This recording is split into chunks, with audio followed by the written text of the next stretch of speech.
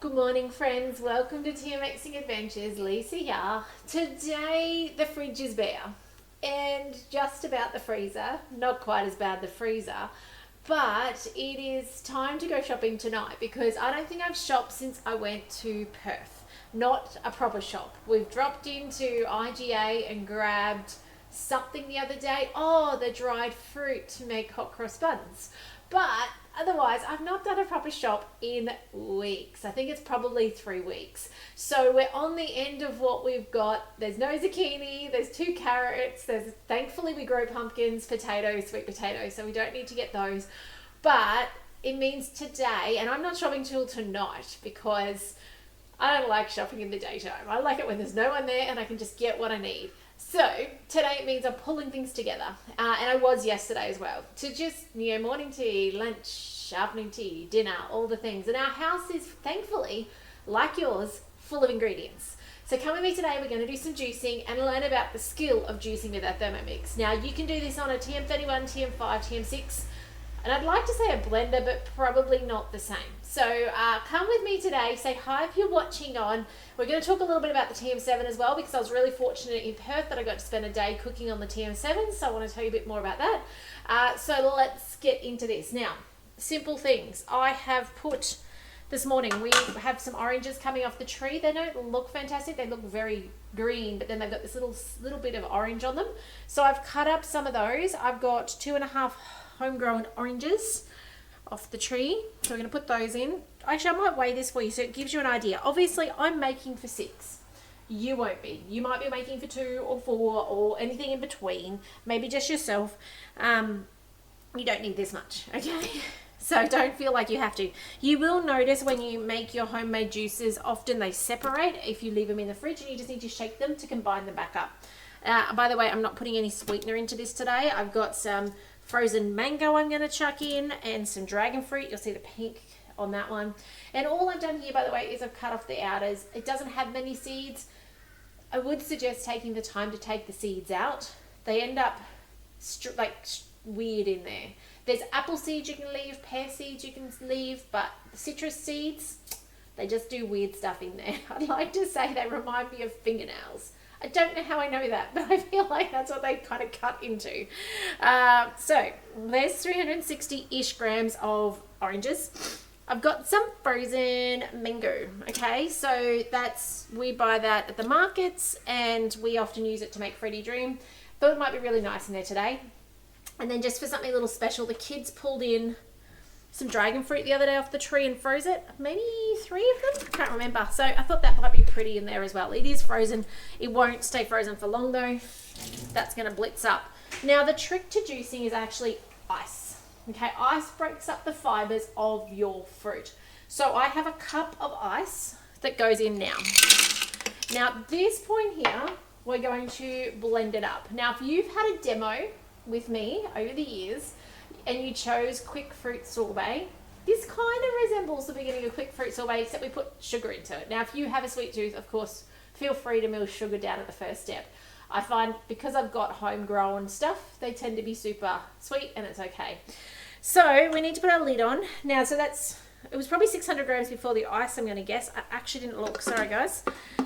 So on with the lid.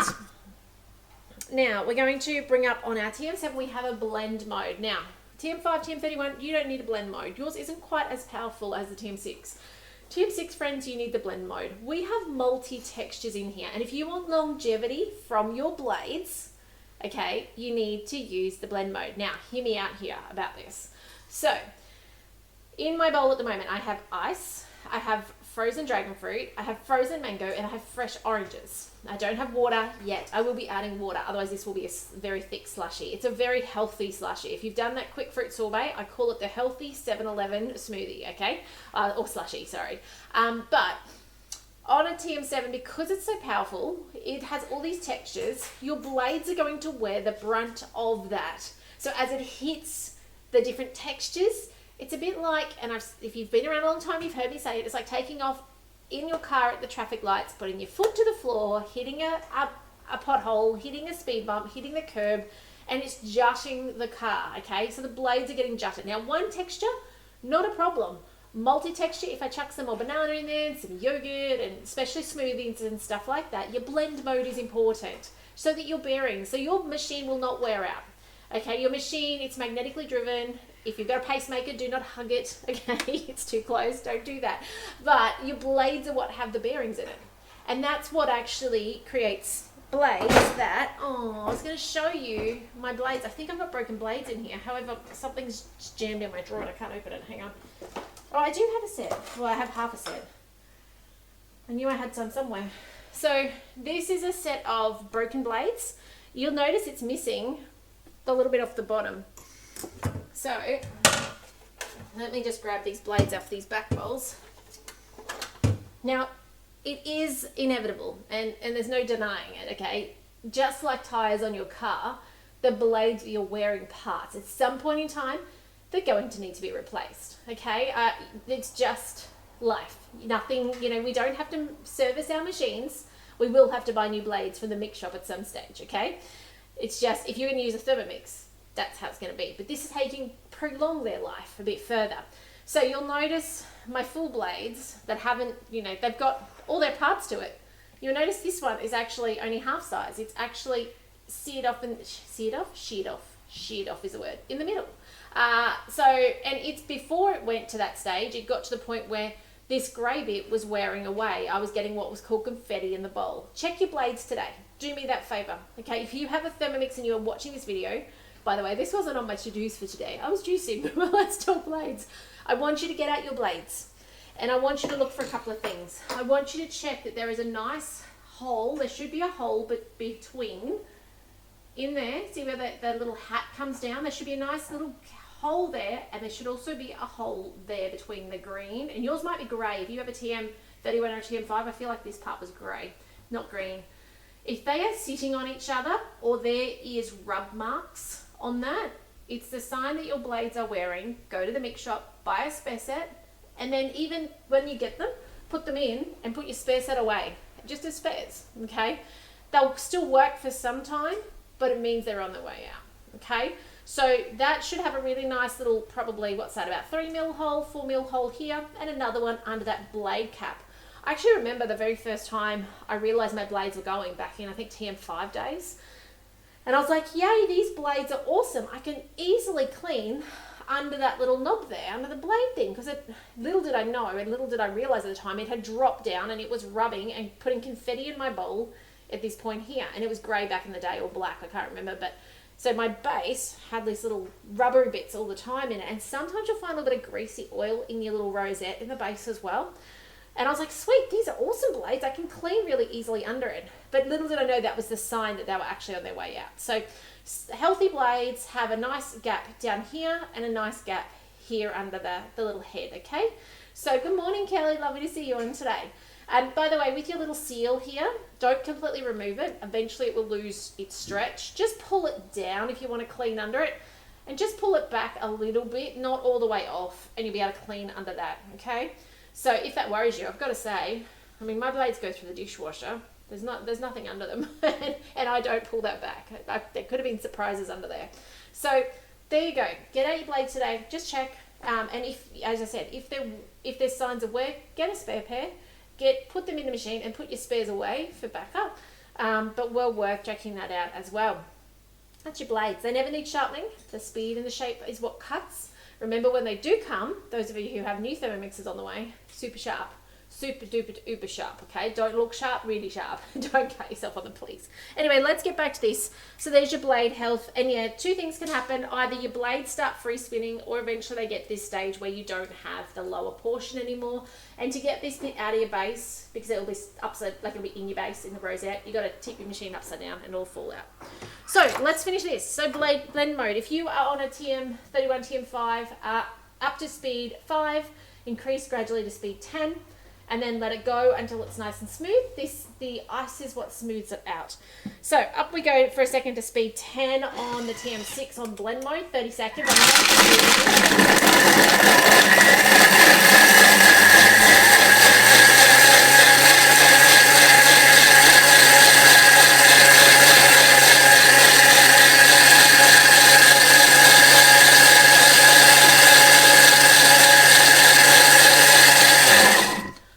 do me. I think that was about, I don't know, 15 seconds. I didn't even watch. But that'll do me this morning. All I'm doing there is blending it. So as I said, this healthy, remember how I said that healthy 7-Eleven slushy? Look at that colour. Is that not fantastic? Oh, I love dragon fruit. Now, this at the moment was just 600 grams of fruit. And yeah, some of it was frozen. That doesn't matter. Okay, you could use fresh. That's perfectly fine. It was about a cupful of ice. That breaks fibers down. That's its job. This is a fibrous juice. You're not going to, it's not extracting the fiber, so it's better for you than things like a cold press where you're actually taking out that fiber. Not to mention a lot easier to clean. And now we need to add some water to it. Okay, so that's what's up next. And by the way, it's feeding 6, so it's about 100 grams of fruit per person approximately. All right, so now I could emulsify this in, which will make it kind of hold a bit better. I'm not that fussed though, because we're going to drink it straight away. And it will separate. If you leave this in a fridge in a jug, you will see that the juice and the water become too different, and you'll have to shake it up each time. Okay, just like real juice. So let's bring up the scales. I'm going to put in probably about, I don't know. I'm just winging this. I'm just bringing you along for the winging journey today, okay?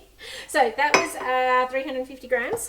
Let's just, now this, I don't need to use blend mode now. I can, but I don't need to. It's one texture. The Thermomix is not going to care. There's no jutting of those blades. So we can do this now. And I'm going to spin this up to, always, it's a good habit to get into.